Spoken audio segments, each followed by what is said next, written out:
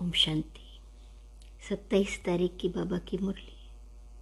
मीठे बच्चे, कभी मतभेद में आकर पढ़ाई मत छोड़ो। पढ़ाई छोड़ने से माया अजगर के पेट में चले जाएंगे। प्रश्न: यह कॉमन सत्संग न होने के कारण बाप को किन बातों में बच्चों को बार बार सावधान करना पड़ता है? उत्तर: यह दुनिया के सत्संगों की तरह सत्संग नहीं। यहाँ तो पावन बनने की शिक्षा मिलती है। पावन बनने में माया विघ्न डालती है, इसलिए बाप को बार बार सावधान करना पड़ता है।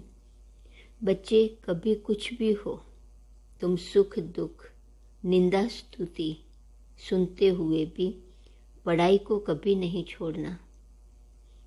अपने को मियाँ मिठू समझ किसी की ग्लानि मत करना। माया बड़ी चंचल है।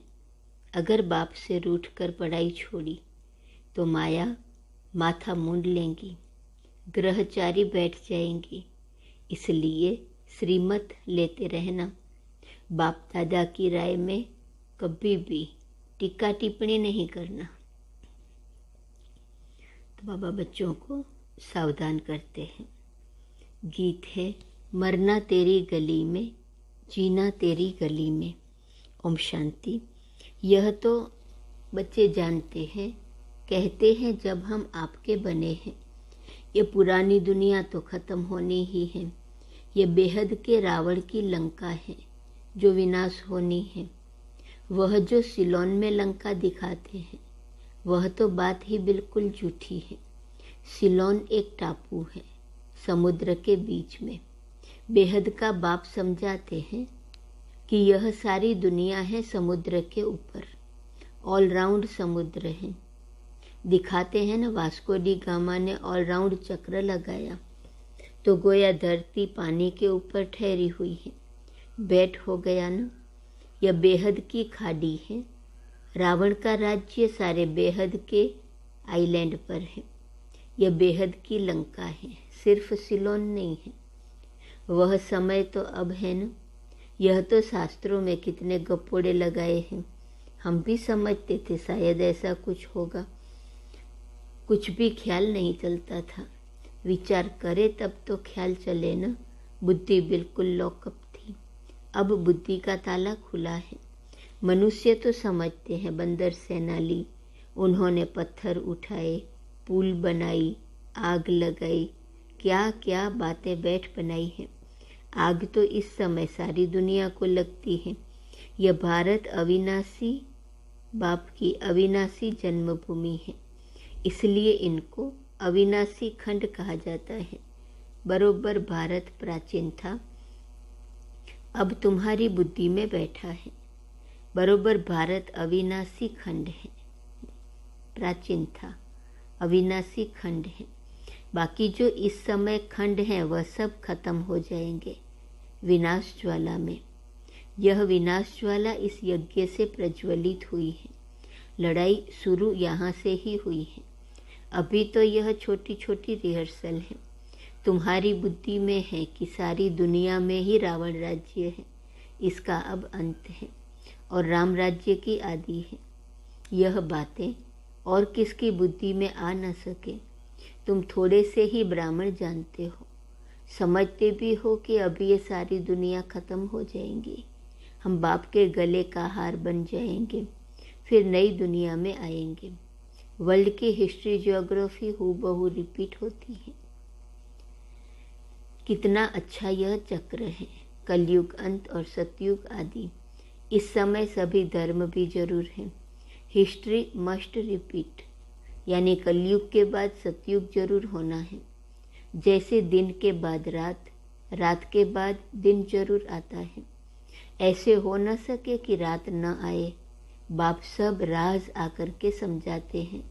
हम एक्टर 84 जन्म कैसे लेते हैं वह भी तो जानना चाहिए। 84 लाख जन्म की तो बात ही नहीं है। कल्प की आयु ही 5000 वर्ष है। वो लोग तो तुमको कहते हैं कि शास्त्रों में तो ऐसा है नहीं, यह तो तुम्हारी कल्पना है। न जानने के कारण तो ऐसे ही कहेंगे ना। शास्त्र तो पढ़ते रहते हैं, उनका कोई दोष तो है नहीं। बाबा कहते हैं सतयुग में ये शास्त्र, कहानियाँ, नॉवेल्स आदि तो होंगी नहीं। वहाँ तो भारत बिल्कुल सचखंड बन जाता है। भारत खंड सबसे बड़े से बड़ा तीर्थ है। यहाँ सोमनाथ का मंदिर कितना भारी है। ऐसा मंदिर कब कहाँ भी बन नहीं सकता। फिर भी यह मंदिर आदि बनेंगे। कब बनेंगे? जब भक्ति मार्ग शुरू होगा तब बनाते हैं, और कोई तो बना ना सके। तुम संवत भी बता सकते हो। आज से फलाने टाइम से भक्ति शुरू होगी। पहले लक्ष्मी नारायण ही पुजारी बनेंगे, सिंगल ताज होगा। शिव बाबा का सोमनाथ मंदिर बनाएंगे, फिर से मोहम्मद गजनवी आदि आकर लूटेंगे। यह बातें तुम बच्चों को बाप ही बैठ समझाते हैं। कहते भी हैं भगवान आया, गीता का ज्ञान इतना तो सुनाया, जो सागर साई बनाओ, सारा जंगल कलम बनाओ तो भी लिख ना सके। और उन्होंने गीता फिर कितनी छोटी बना दी है। गीता लॉकेट में भी होती है, वैल्यूएबल चीज़ है ना। इतना लव गीता पर रहता है। बाबा ने इतनी छोटी सोनी डिब्बी में डाल प्रेजेंट भी दी है। अब तुम बच्चे समझते हो कि ज्ञान का सागर अथाह ज्ञान देते हैं और अंत तक देते ही रहेंगे। हम यह मुरली इकट्ठी कर सकेंगे क्या? यह रखने की चीज ही नहीं है। शास्त्र आदि तो फिर भी भक्ति मार्ग के काम में आते हैं। हम जो लिखते हैं वह फिर क्या काम में आएंगे? कहाँ तो हमारी 2-4 हजार मुरलियाँ, कहाँ उन्हों की करोड़ों के अंदाज में गीताएं बनती हैं, सब भाषाओं में। सर्वशास्त्रमय शिरोमणि गीता का बहुत मान है। गीता शास्त्र आदि कितने पढ़ते होंगे? बाप समझाते हैं यह ज्ञान जो तुमको मिलता है यह बिल्कुल ही नया है, इसका पुस्तक तो है नहीं। भगवान राजयोग कैसे सिखाते हैं यह अब तुम ब्राह्मण ही जानते हो। तुम्हारे में भी इस ज्ञान के नशे में रहने वाले बहुत थोड़े हैं। आज उस नशे में रहते हैं, कल भूल जाते हैं। बाप को भूल जाते हैं तो ज्ञान को भी भूल जाते हैं। बाप को फारगती दी तो खलास। बाप का बनकर अगर विकार में गए तो गला घुट जाएगा, कुछ भी बोल नहीं सकेंगे। जो बहुत अच्छा प्रचार करते थे वह आज है नहीं। कोई ब्रह्मा कुमार कुमारी का आपस में मतभेद हुआ तो बाप से रूठ जाते हैं कि बाबा इनको समझाते नहीं, यह नहीं करते। आखिर रूठ कर पढ़ाई ही छोड़ देते हैं। इसलिए बाप कहते हैं महामूर्ख देखना हो तो यहाँ देखो। लिख कर भी देते हैं कि बाबा मैं आपका हूँ, आपसे हम सदा सुख का वर्षा अविनाशी लेंगे। फिर फारगती दे देते, डाइवोर्स दे देते हैं। अच्छी बच्चियाँ थी, आज वो है नहीं तो वंडर है ना। माया अजगर के पेट में चले गए, फिर मुख से कुछ कह न सके, यह अविनाशी ज्ञान सुना न सके। फिर बाप दादा की राय पर भी टीका टिप्पणी करने लग पड़ते हैं। बहुत समझाया जाता है कि कुछ सुधर जाओ, इसमें ही कल्याण है, परंतु सुधरते नहीं। बहुत अच्छे बच्चे चले गए। अभी भी बहुत ऐसे बच्चे हैं जो किनारे पर खड़े हैं। ब्लड से प्रतिज्ञा लिखकर भी छोड़ देते हैं। बच्चों को तो बाप की पूरी श्रीमत पर चल बाप से पूरा वर्षा लेना चाहिए। बाप समझाते रहते हैं कुछ भी हो, दुख सुख स्तुति निंदा आदि कोई करे, तुम पढ़ाई को तो ना छोड़ो। कोई किसकी निंदा भी करते हैं क्योंकि बुद्धि में तो ज्ञान है नहीं, जानते नहीं हैं कि ये छोटा भाई है व बड़ा। यह तो बाप ही जाने। अपने मुँह मियाँ मिठू नहीं बनना है। माया बड़ी चंचल है। देह अभिमान वालों का माथा ही एकदम मुंड लेती है। बाबा बच्चों को खबरदार करते रहते हैं, कहाँ न कहाँ माया वार करती रहेंगी।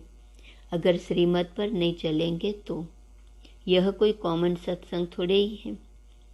श्रीमत पर चलते रहेंगे तो माया नहीं आ सकती है। माया वार किस पर करती है? जो श्रीमत पर नहीं चलते हैं। तुम कितना धीरज से बैठ समझाते हो यह सृष्टि का चक्र कैसे फिरता है, कैसे तुम स्वदर्शन चक्रधारी बने हो। बाप कहते हैं ब्राह्मण कुल भूषण स्वदर्शन चक्रधारी, शंख चक्र गदा पद्मधारी तुमको कहते हैं। वह कहेंगे क्या देवताओं की महिमा अपने बच्चों को दे रखी है।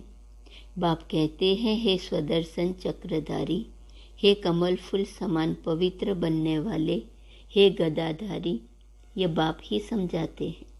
दुनिया क्या जाने, कहते भी हैं सर्व का सद्गति दाता एक है, गाते भी हैं ज्ञान अंजन सतगुरु दिया, अर्थात ब्रह्मा की रात खत्म होती है, ज्ञान सूर्य प्रगटा, ब्रह्मा की रात पूरी होती फिर दिन शुरू हो जाता है। परमपिता परमात्मा ब्रह्मा द्वारा नया ज्ञान देते हैं। आगे तो तुम कुछ भी नहीं जानते थे, न आत्मा को, न परमात्मा को, न रचता को और न रचना को जानते थे। बिल्कुल ही तुच्छ बुद्धि बन पड़े थे। तुमको क्या बनाया था, तुम स्वर्ग के मालिक थे न। फिर 84 जन्म लेते लेते अंत तो आएगा न। अब तुम्हारी चढ़ती कला है। बाप कहते हैं मामेकम याद करो तो तुम विश्व के मालिक बन जाएंगे। विवेक भी कहता है कि परमपिता परमात्मा है स्वर्ग का रचयिता, तो हम स्वर्ग में क्यों नहीं हैं। मनुष्यों की बुद्धि में नहीं आता कि भगवान ने तो नई सृष्टि स्वर्ग रचा, जहाँ देवी देवता राज्य करते थे। 5000 वर्ष पहले स्वर्ग था, अब फिर भगवान आए हैं स्वर्ग की स्थापना करने। यह बातें बुद्धि में अच्छी रीति बैठ जाए तो भी अहो सौभाग्य, भगवान आए हैं स्वर्ग की स्थापना करने। इतनी बात भी बाबा कहते अच्छी रीति बुद्धि में बैठ जाए तो अहो सौभाग्य। माया ऐसी है जो बिल्कुल ही पुरुषार्थ करने नहीं देती, नाक से पकड़ घूसा मार एकदम बेहोश कर देती है। बॉक्सिंग है ना। बाबा कहते हैं माया 1 सेकंड में गिरा देती है। सेकंड में जीवन मुक्ति से सेकंड में जीवन बंद बन पड़ते हैं, फारगति दे देते हैं, खलास। निश्चय हुआ यह बादशाही लो, संशय हुआ खलास। बड़ा वंडरफुल खेल है।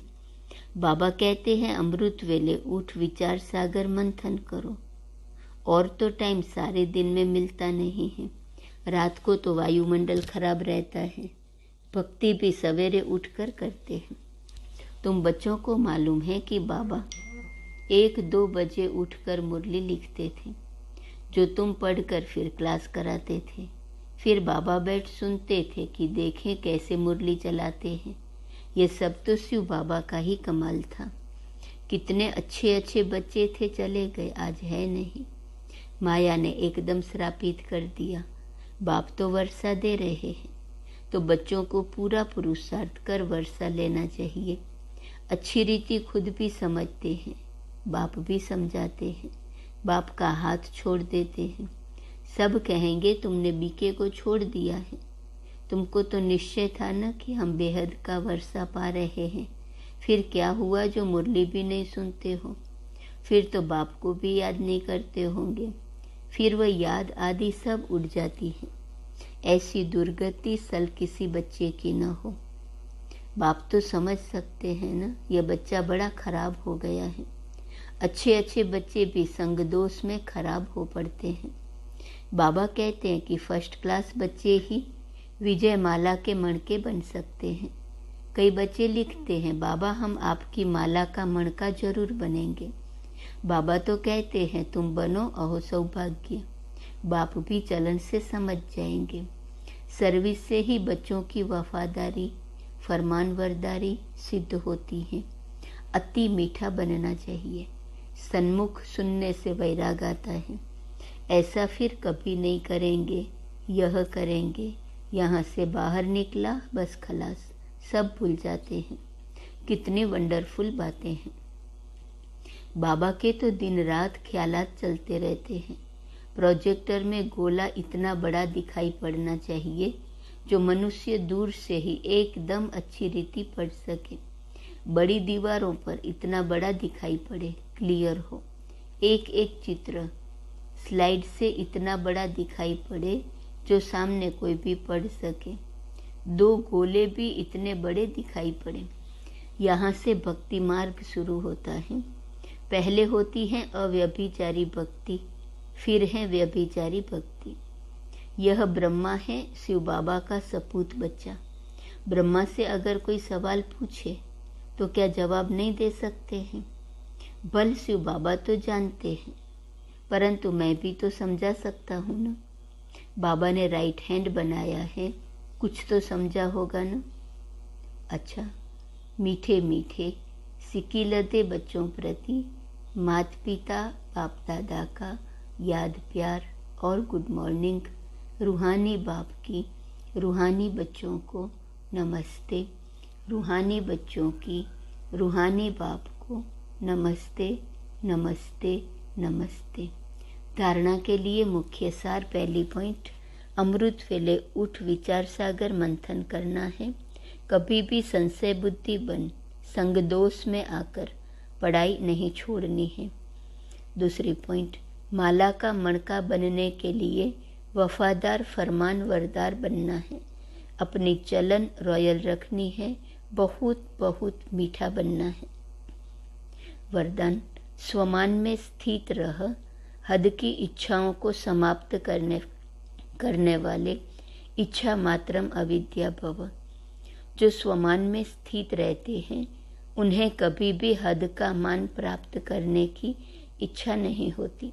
एक स्वमान में सर्व हद की इच्छाएं समा जाती हैं, मांगने की आवश्यकता नहीं रहती। हद की इच्छाएं कभी भी पूर्ण नहीं होती हैं। एक हद की इच्छा अनेक इच्छाओं को उत्पन्न करती है और स्वमान सर्व इच्छाओं को सहज ही संपन्न कर देता है। इसलिए स्वमानधारी बनो तो सर्व प्राप्ति स्वरूप बन जाएंगे। अप्राप्ति व इच्छाओं की अविद्या हो जाएंगी। स्लोगन, हर परिस्थिति में स्वयं को मोल्ड कर लेने वाला ही रियल गोल्ड है। आज का स्वमान, मैं तकदीरवान हूँ। ओम